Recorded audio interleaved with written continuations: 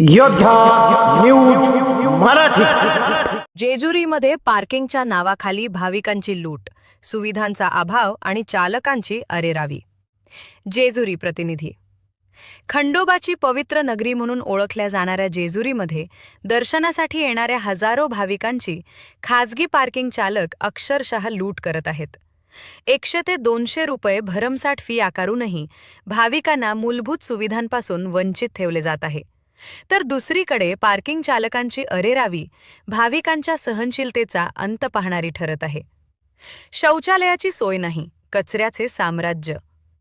जेजुरी गडावर दर्शनासाठी येणारे भाविक आपली वाहनं खाजगी पार्किंगमध्ये उभी करतात।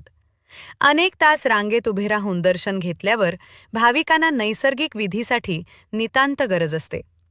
मात्र दुर्दैवाने बहुतेक पार्किंगच्या ठिकाणी शौचालयाची कोणतीही सोय उपलब्ध नाही।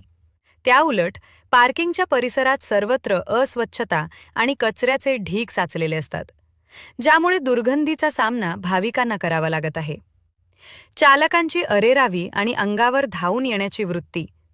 जेव्हा भाविक पार्किंग चालकांना या अस्वच्छतेबद्दल किंवा शौचालयाच्या सोयीबद्दल विचारणा करतात, तेव्हा त्यांना उद्धट उत्तरांचा सामना करावा लागतो।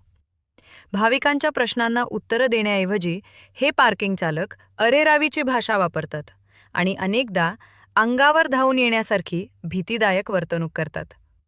एका भाविकानं आपला संताप व्यक्त करताना सांगितले की आम्ही 100 रुपये फी देऊन गाडी लावली आहे।